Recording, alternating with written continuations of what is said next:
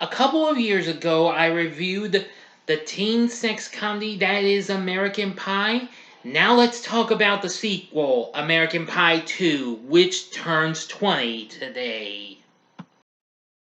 Big D's Entertainment Rankings and Reviews. So greetings, my fellow YouTubers, and welcome to Big D's Entertainment Rankings and Reviews. My name's Doyle, better known to as the Big D. And this time around, I bring to you a review of the 2001 sex comedy American Pie 2, released by Universal, directed by J.B. Rogers, which that's James B., written by M. Hers and David H. Steinberg from a story by Hers. Of course, it's a sequel to the 1999 film, which has most of the same cast as before: Jason Biggs, Shannon Elizabeth, Allison Hannigan, Chris Klein, Natasha Lyonne, Thomas Ian Nicholas, Tara Reid, Sean William Scott, Mia Savari, A.K. Thomas, and Eugene Levy. Now, it follows the sexual exploits of these five friends, which of course are Jim, Kevin, Stifler, Oz, and Finch, and this time they're about to prepare for their attempts to have the greatest summer party ever at a summer beach house in Michigan. Now, if you have not seen my review for the first American Pie movie, I would advise you to click on the card that's coming up right about now. There we are. And that way you can catch my review of the original American Pie if you have yet to see that one. Okay. Let's see here. Gonna give you all a little time to stop the video or click on that card, alright?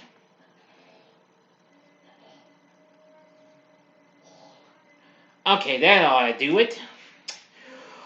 Well, I can tell you this, that we started out just like before, almost like last time. Jim's in college, about to have a little sex with his girlfriend, but gets a rude awakening by his dad and soon the girls' folks and what have you. You probably know the rest. But anyway, home for the summer after college, Jim Levinstein, along with Kevin Myers, Chris Ozstriker, and Paul Finch, attend Steve Stifler's party until the police shut it down. Yeah, boy, it's crazy there. But anyway, Kevin is inspired by his brother to rent a Lake Michigan beach house and throw a massive party to close out the summer. The group obtains jobs paying houses in order to afford the rent. Soon, Jim receives a call from former love interest Nadia, who informs him that she plans to visit him. Oh boy. Yeah, but I like this part, and Jim's not too thrilled, and Oz is like, that's killer, man, and Finch is like, that's a good thing, and Jim's like, no, that's not a good thing, not killer. I mean, Nadia's expecting me to give her a filet mignon. All I can give her is rump roast. Yeah. But, I was like, you've had way much experience since Nadia. Yeah, that would be the flute-playing, geek who just disappeared after that little bit, the rest of the story. Yep, that's her. Anyway, to gain sexual experience, Jim seeks out his prom date, Michelle, who agrees to help him after he is mistaken for a mentally challenged trombone prodigy and makes a fool of himself in front of a band camp concert audience. So anyway, the group hosts a small party where Kevin and ex-girlfriend Vicky awkwardly lie to one another regarding the amount of sexual partners they have had at college. Oz attempts to have phone sex with his girlfriend Heather while she is studying abroad in Spain, but they are interrupted by, you guessed it, Stifler, who is more crazier and more nuts than you can even imagine. Yeah. When paying a house, the group observes the two female occupants Stifler assumes are lesbians and enters their home while they are away in order to find proof. Jim and Finch pursue him inside and attempt to stop him when the women return home and find the trio inside. I believe it's crazy. Woo! Well, they tempt the boys with some quid pro quo sex acts. Oh, brother. Like, well, Stifler has squeezed Finch's rear end, and well, Stifler and Jim have a lip lock here. Yeah, they're enjoying that. But however, when Stifler exposes genitals after the women request watching the boys give each other hand jobs, Finch and Jim leave having discuss. Boy, Stifler is. Oh man, he's pre-PO'd and whatever, you know. Woo! Excuse me, everyone. I'm sorry, I just can't help myself. Anyway, Jim visits Michelle again to obtain sexual tips, and they are nearly caught by a camp director. Once Michelle shoves a bit of a trumpet out of Jim's, rear end. And Stifler brings the group pornography, and Jim later accidentally mistakes super glue for lubricant and learns his wanker will be unusable for a short period of time. But however, the doctor gives him some that would shorten and what have you. So meanwhile, Finch has become involved in the art of Tantra and waits to use his new skills with Stifler's mom, who he mistakenly believes has arrived, but is disappointed when he learns it's. Oh boy, you're not gonna believe this. Some short guy comes in, it's fuckers. How you doing, boys? Stifler's younger brother, yes. Alright, now to the ending. You know the procedure. 5 seconds to stop. Go to the description box below and fast forward to the time below. If you've seen the movie already, continue on after the 5 seconds. Okay? Enough said. Here we go.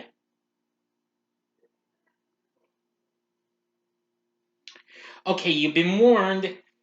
Well, Naya unexpectedly arrives early, much to the dismay of Jim, as his wanker has not fully healed.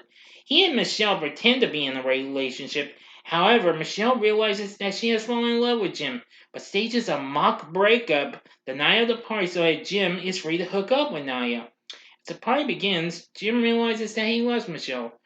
Well, and proves to Naya that he is a geek and he's just never joined the band. Well, as some of you may not know, I was actually a band geek myself. Yeah, believe me, I played clarinet all the way from middle school all the way to high school. Except, of course, I also played the contrabass clarinet at concerts from 8th grade till high school. Now, where was I? Oh, yes, now I remember. Jim interrupts Michelle's concert performance and they return to the party together. Meanwhile, Sherman is seduced by Naya, who is attracted to his geeky persona, becoming the Shermanator. Kevin is disappointed to learn Vicky has brought a date and storms off onto the beach. Oz is happy when Heather unexpectedly arrives early, so Jim, Oz, and Finch speak to Kevin, who admits he is struggling to move on after high school, but they reassure and convince him to return to the party. The group returns, Kevin apologizes to Vicky, and they all enjoy an evening of partying together. Even the two lesbians arrive to the party and they have a threesome with Stifler.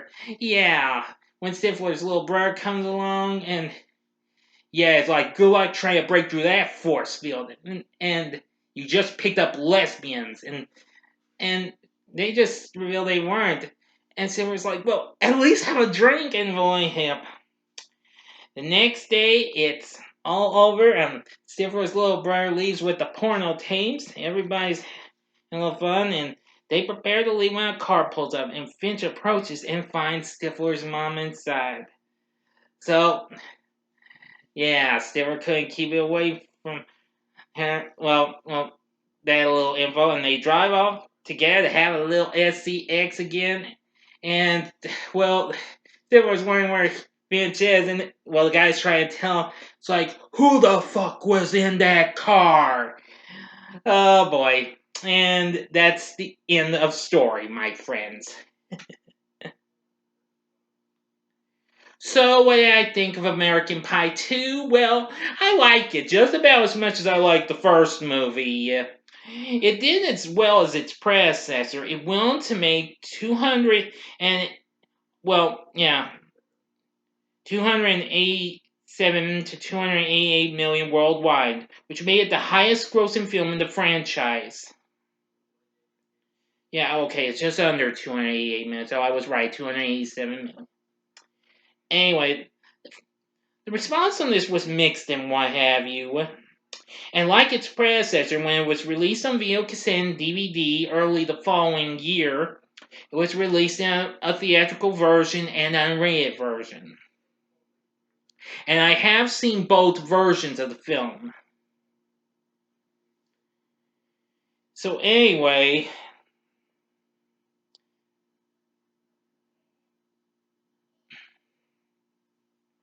American Pie 2 just proved to be a big one. And I really got a lot of good laughs from it. It even had some pretty good songs I got to hear in there, including Be Like That, well, an edit of this from Three Doors Down. Let's see, as well as, well, this also kind of in a way introduced me to the Canadian band Sum 41. I said 50, but Sum 41 with their tune Fat Lip. We also had lots of other songs, including, let's see, A Flavor of the Week by American Hi-Fi. I'm familiar with that one. Everywhere by Michelle Branch. Hash Pipe by Weezer. And A&M Farm's cover of Smooth Criminal. Oh, plus a lot of other songs. But anywho, it's pretty funny and all that jazz. Even with the score from David Lawrence. Yeah. So anyway, we do have the same cast.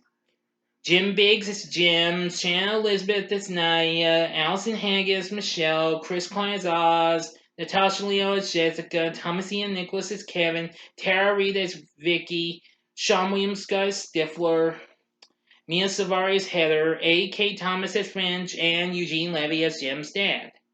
We also have Chris Owen back as Sherman, Molly Cheek as Jim's mom, and Eli Marienthal as Stifler's brother. Casey Affleck plays Kevin's brother. Gee whiz. It's just incredible. Jennifer Coolidge appears as Stifler's mom, but however was uncredited though. Now, anyway, with all the craziness and with having a good summer vibe to it, the question is, would I recommend American Pie 2? Hell yeah. This would definitely be worth up your alley. I mean, I've seen this one numerous times, just as much as I did with the original, and I saw it a few years back on IFC, and, well, it still got it. So anyway, American Pie 2, definitely a really good sequel. You gotta check it out if you haven't. But if you have seen American Pie 2, please tell me what you thought about in the comments section below. If you liked the video, click the like button, subscribe to my channel, and be a part of the Big D Nation. Join me next time when I bring to you my spoiler-free review of The Kissing Booth 3, which will be coming up on Netflix. And don't forget, I'll be reviewing the rest of the American Pie series, starting with the final two theatrical films, American Wing and then American Reunion later on. And then I will also be reviewing the spin-off films, alright? Promise. Anyway, thanks for watching, and if you like this, you may want to check out some of these other fun-filled teen comedies and what have you. In the upper left-hand corner is my review of one of my favorites, Revenge of the Nerds from 1984. Sorry, I got sidetracked. That way. The upper right-hand corner is my review of another one from 1984, and that being the underrated Up the Creek. Or go to the bottom left-hand corner and See my review for the PG-rated crazy comedy based on the Marvel Comics character of Howard the Duck. In the bottom right hand corner is a button you can click to subscribe. If you like rankings and reviews on movies, TV, music, video games, etc., then I'm your guy. Thanks for watching. Until next time, I'm the Big D saying, see ya.